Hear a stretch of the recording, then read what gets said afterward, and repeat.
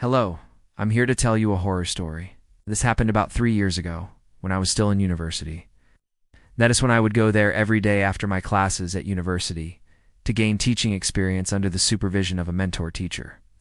My major was education, so that I could teach primary school kids. One for grades 1, 2, 3, and one for grades 4 to 6. I shared an office with my mentor teacher who was in charge of grade 6. He would talk back to me, argue with his classmates, make inappropriate jokes, and try to copy others' answers during tests. He was very smart, so he could get away with it sometimes, which made him even more arrogant and disobedient. And no matter what strategies I used, he wouldn't listen to me. But this time, standing in front of the whiteboard, which had a big mirror hanging behind it, I rushed to the window and saw him kneeling on the ground outside with his head resting on his arms. She didn't say anything, but her eyes told me everything. She was thanking me for completing the technique successfully. His back was towards me, so I couldn't see his face. But from his body language, I could tell he was crying. I heard from other teachers that he had been absent for 2 days and nobody knew where he went. So I went around the house to find the best angle.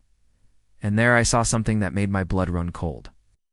I found his address on the class roster and walked there with a friend of mine for support.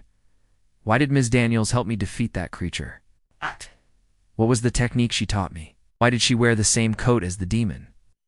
Since then, I haven't seen John or Ms. Daniels again. They both disappeared without a trace, leaving me with this traumatic experience and these unanswered questions. It was a small house with a broken gate and a messy yard. I knocked on the door several times, but nobody answered. That was no ordinary fear or surprise. That was the terror of someone who realized he was being hunted by a monster he could unescape. Before what? Before what happens? I'm glad I never went back to that school or that town. I'm glad I never saw John again, at least not until today. I have to help them before it's too late. But where do I start? How do I find them in this vast sea of comments? How do I know if they're the one I'm looking for? Maybe she chose me because she knew I had something she needed, something that could help her complete some dark ritual or summon her master. I have to see if they reveal themselves or if they send me a message.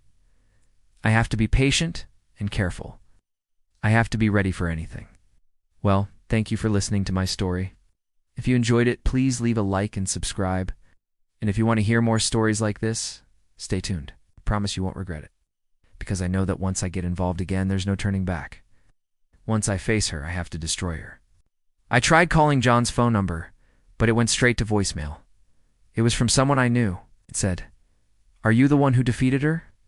Are you the one who broke the mirror? 'Cause I have something of hers, and it's driving me crazy. I kept it a secret for all these years, hoping it would go away. But now it seems like it's coming back to haunt me." Some said that maybe his parents took him somewhere for a vacation, but I wasn't convinced.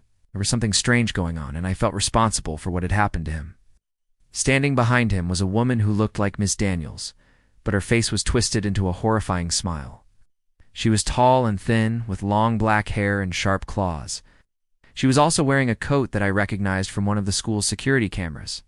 Maybe it's just a coincidence. Maybe they're just curious about the story. But what if it's not? What if they're the one who has the coat? It's the one who has the mirror. It's the one who has something of hers.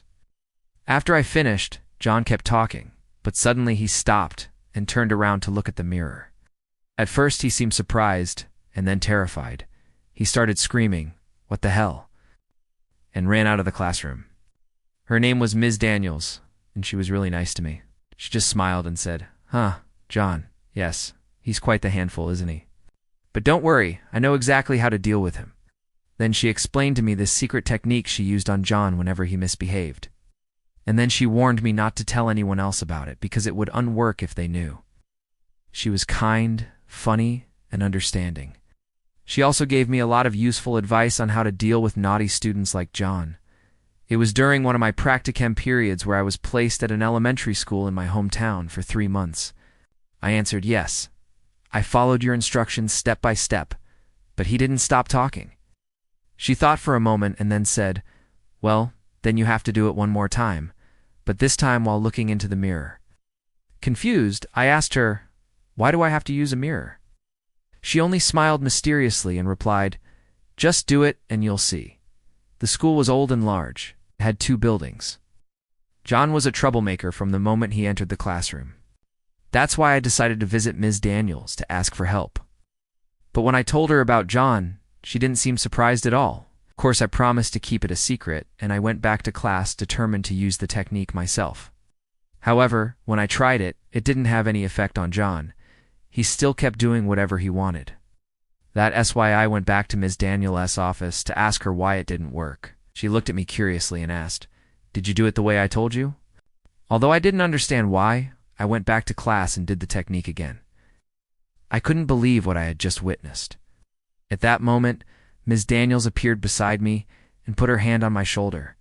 However, the next day, John wasn't in school, so I decided to go to his house after school to check on him. As I was about to give up, my friend suggested we peek through the windows to see if everything was okay. In one of the rooms, I saw a mirror leaning against the wall, and in it, I saw a boy who looked exactly like John, but he wasn't alone. I couldn't believe what I was seeing. Was John possessed by a demon or something? I had so many questions, but no answers. We were so scared that we ran away from there as fast as we could. Sometimes I think that maybe I imagined everything, but then I remember the look in John's eyes when he saw himself in the mirror. And sometimes I wonder if Ms. Daniels is still out there using her demonic powers to control other people, preying on their weaknesses and fears. Whatever it was, I'm glad I got away from her before it was too late. Because today, as I was uploading this video, I saw a comment that made my heart stop. Oh no.